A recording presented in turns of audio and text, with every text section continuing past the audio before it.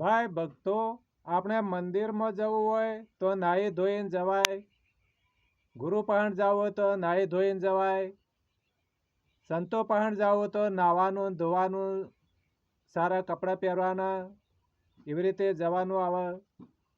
આપણે કપડાં ના ધોયેલા તો ધોઈ નાખીએ છીએ અને ચોખ્ખા થઈને આપણે જવું પડે. એ તો આપણી ફરજ છે. દાખલા તરીકે આપણા શરીરને ચોખ્ખું રાખવા માટે બહારની દ્રષ્ટિએથી કપડાં અને ઉપર તમે પાણીથી જળદેવીથી તમે નાહો એટલે તમારો મેલ ધોવાઈ જાય. પણ કોઈ પણ ગુરુ પાસે જવું હોય તો તમારા કપડાં ભલે મેલા હોય, ભલે રંગીન હોય, પણ તમારા અંદરના જે મેલ છે ને એ બહાર મૂકીને જો તમે. બહારના જે તમારા અંદરમાં મેલ જે ભરેલા છે ને એક બાજુ પોટલીમાં બાંધીને મૂકી દેવાના.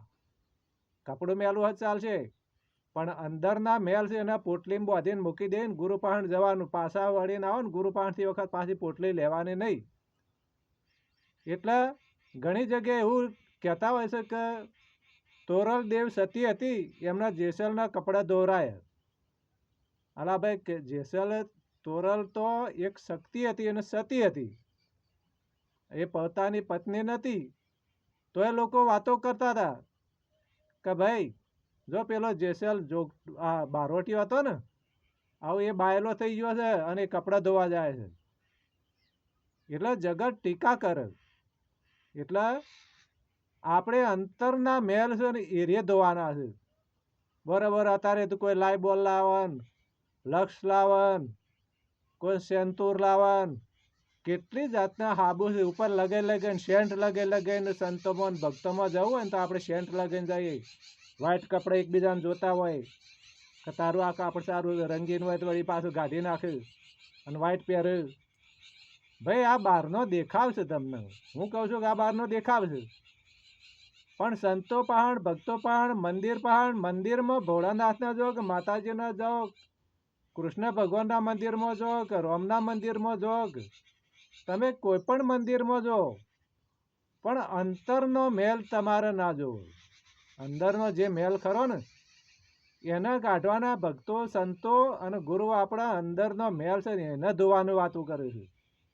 બહારના આ બધા બગલા જેવા થઈને જાય ને તોય બધું નકામું છે. બગલો એ દોડો તો છે પણ એનો આહાર તો તમે જુઓ. એટલા માટે ભક્તો સંતો એટલા કહે છે કે હંસો તો મોતીડાના આહાર લે, મોતીડાનો આહાર લે. એ રે કોઈ આ બીજો આહાર ના લે, જીવાતોનો એવું ના ખાય.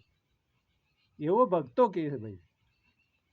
એટલે આપણે અંદરનો મેલ કાઢવો હોય ને તો ગુરુ પાસેથી જવું પડે ને ભોળાનાથને મંદિરમાં જઈ અને તમે એમ કહો કે ભાઈ હું કપડાં ધોઈને નહીં આવ્યા તો કોઈ તમને કોઈ ધોઈ હાલવા આવશે? કંઈ બીજું કોઈ ધોઈ હાલવા આવશે? ગુરુ પાસે જઈને એમ કહેવાય કે મારા કપડાં ધોયાવાના છે તો તમને ગુરુ ગાઢી મેળશે? મહાદેવના મંદિરમાં જો તમને મહાદેવ કદી ગાઢી મેળ્યા? રામના મંદિરમાં તમે જો તો તમને કદી ગાઢી મેળ્યા? કૃષ્ણ ભગવાનના મંદિરમાં તમે નાયા ધોયા વગર જતા રહે કદાચ તો કૃષ્ણ ભગવાન એમ કહે કે ભાઈ હેઠો ભરે જઈ તું નાયા વગર આવ્યો છે, અંદર ના આવતો.